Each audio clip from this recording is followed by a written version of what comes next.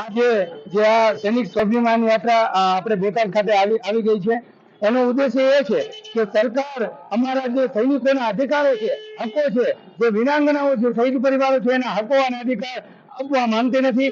Already જે અમારા નિયમો બનેલા છે એનું પાલન થતું નથી.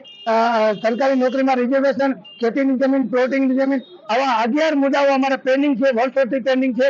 એનો અમે વારંવાર રજૂઆત કરી, આંદોલન પણ કર્યા, તેમ છતાં આ સરકાર માનતી નથી. એટલે આ રેલી થકી અમે સમગ્ર ગુજરાતના જિલ્લે જિલ્લે જઈ, તાલુકા જઈને, ગામડે જઈ અને જન સમર્થન ભેગું કરીએ છીએ. તમામ આમ જનતાને જાગૃત કરીએ છીએ.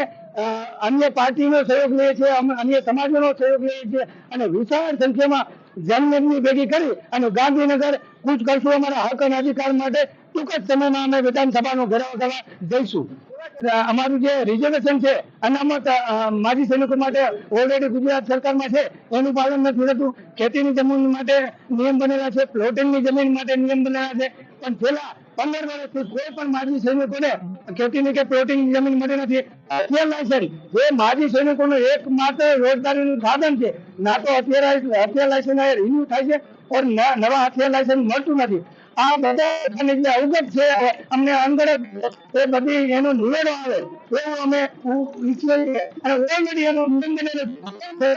આ સરકાર અમારા નિયમ આપતી નથી. આ સરકાર ખાલી સૈનિકોના નામે વોટ માંગે છે, મોટા મોટા બેનરો અને પોસ્ટરો લગાવે છે, ઓપરેશન સિંધુના નામે સૈનિકોના નામે વોટ માંગે છે. પણ ખરેખર આ સૈનિકોએ ઓપરેશન સિંધુ પાર પાડ્યું છે, ના કે સરકારે. પણ ક્યાંય આમ જોવો છો પોસ્ટરમાં સૈનિકોના ફોટા હોતા નથી, પણ મોટા મોટા બહેનો આ નેતાઓના હોય છે.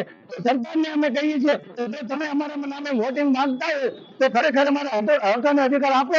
અને આ જે અમારી આપવીતી છે, અમે આજે જનતા સામે લાવી અને બધાની સામે મૂકીશું. સમયમાં અમે સમગ્ર ગુજરાતનું જન સમર્થન ભેગું કરી અને વિશાળ ભેગી કરી અને ગાંધીનગર વિધાનસભાનો ઘેરાવ કરશું.